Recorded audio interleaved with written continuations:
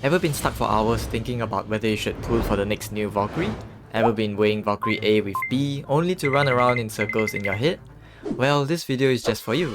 Today I'll be talking about how to decide on whether you should pull a new Valkyrie or the famous last words, "I'll give this a skip." So for context, each patch lasts around a month and usually introduces a new Valkyrie with a weapon and stigmata. They can come in the form of S-rank Valkyries or A-rank Valkyries like SP Valkyries. Their roles include DPS, sub-DPS, support, and they have mechanics, for example bleed, armor, ignite, and rhyme. So with each patch giving about 15,000 crystals, strategizing on who to pull is definitely a tough choice. So firstly, let's go on to the topic of Valkyrie lifetime value. How much is the current and future value of a Valkyrie? Current value is usually the highest, and then it slowly decreases after each patch as new Valkyries are released and the focus shifts to them. This is a normal trend for all new Valkyries, and we can call this the honeymoon phase, where Infinity Abyss, weather, MA bosses, and ER buffs are centered around them. So this means that we should look at the future value of the Valkyrie, and this brings us to the next topic, depreciation. So depreciation refers to the reduction of the value of something over time due to things like wear and tear. In this case, depreciation happens when the weather changes and MA bosses change, such that the Valkyrie is no longer deployed as often as before, sometimes even never.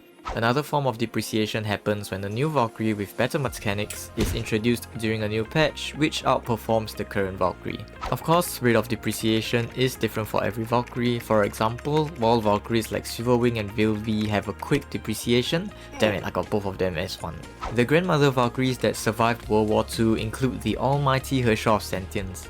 So like HOS has been through so much changes in terms of physical teams, from bleeding weather to the armor, stun, right? These teams changed but HOS remained constant.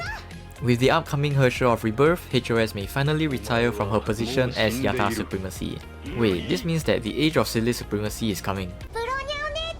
There's also appreciation, which is the increase in value of a Valkyrie, which is rare but does happen. A very prime example is Herrscher of Thunders with the 7 Thunders pre-arm, putting her up from outdated Valkyrie to the best lightning Valkyrie out there. Introduction of Eden's Stigmata set Handle also pushed HOT up as it replaces the HOT's original Benaris Stigmata.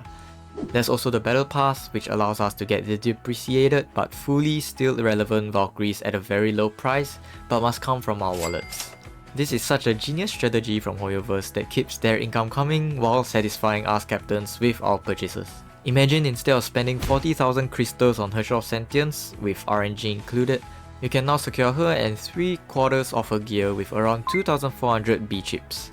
To be honest, that's how I had the Pioneer Grandmother Valkyrie, Azur, and Pire.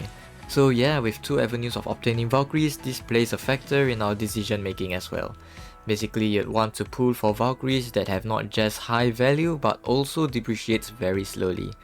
Although it's impossible to predict the long-term value of a Valkyrie, we can at least make some estimations based on the trends from the previous patch. So for example, Valkyries with high value and slow depreciation include the Herrscher of Sentience, the Trio team with Herrscher of Truth having the most long-term value, and Palatinus Equinox for the physical team.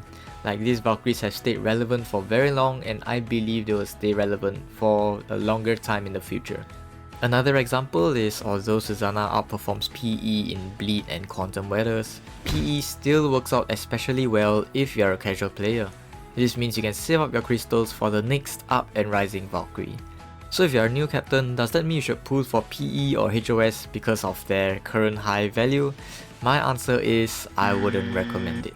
Because although their rate of depreciation is quite low and they are still used pretty often, I believe that these crystals are much better saved for new Valkyries, and eventually these Valkyries will appear in the Battle Pass where you can guarantee them for their full set by buying B chips but at a very good value. Also, by the time these Valkyries appear in the Battle Pass, new Valkyries would probably be introduced that will outperform them, thus saving your crystals in the long run. So is it worth saving up and pulling the upcoming Herrscher of Rebirth?